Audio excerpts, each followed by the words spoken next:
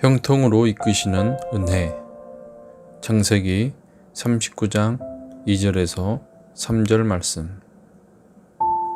여호와께서 요셉과 함께 하심으로 그가 형통한 자가 되어 그의 주인 애굽 사람의 집에 있으니 그의 주인이 여호와께서 그와 함께 하심을 보며 또 여호와께서 그의 범사에 형통하게 하심을 보았더라. 우리는 요셉의 순환에 대해 익히 알고 있습니다. 어린 나이에 형제들에 의해 팔려 타국살이의 서름과 어려움 가운데 살았던 요셉입니다. 하지만 그가 능히 그 일들을 감당하고 이겨낸 것도 우린 알고 있습니다. 그 이유는 무엇일까요? 그는 자신 스스로의 능력을 믿으며 역경을 이겨냈던 사람이 아닙니다. 성경은 그가 바로 철저히 신앙인으로서의 삶을 살았음을 이야기하고 있습니다. 먼저 하나님께서 요셉과 함께 하셨다고 오늘 말씀은 이야기하고 있습니다.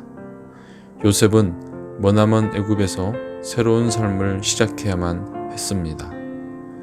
그를 미워했던 형제들마저 없는 낯선 환경과 낯선 사람들이 전부였습니다.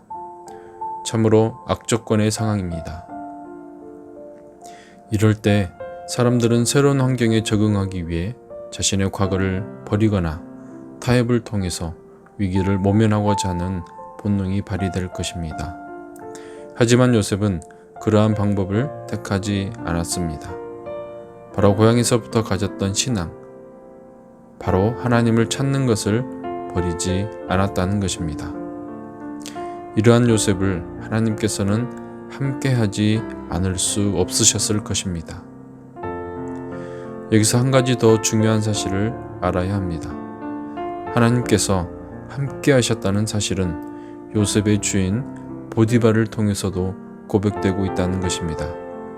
그의 주인이 여호와께서 그와 함께하심을 보며 이를 통해 알 수 있듯이 하나님과 요셉의 동행함이 증명되고 있는 것입니다. 결국 우리는 동행의 결과와 마주하게 됩니다. 바로 형통한 삶입니다. 이 역시 보디발의 시각을 통해 기록되고 있습니다. 여호와께서 그의 범사에 형통하게 하심을 보았더라. 우린 요셉의 형통한 삶 또한 알고 있습니다. 요셉은 주인에게 인정을 받았고 주인의 집에 소유를 관리하는 자가 되었습니다. 그리고 요셉을 통해 그 주인마저 하나님의 복을 받았다고 말합니다.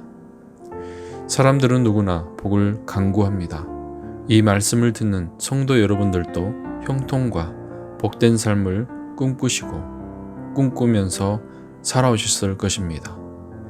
하지만 우리가 잊어서는 안 될 형통의 삶이 있습니다. 형통함은 무탈하게 혹은 불행한 일이 없는 것만 지속되는 삶만을 말하는 것이 아니라는 것입니다.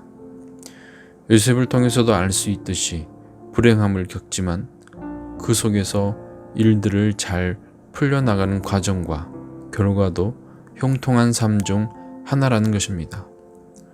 따라서 언제든 닥쳐올 수 있는 어려운 일에 맞설 수 있는 신앙이 우리에게 요구됩니다.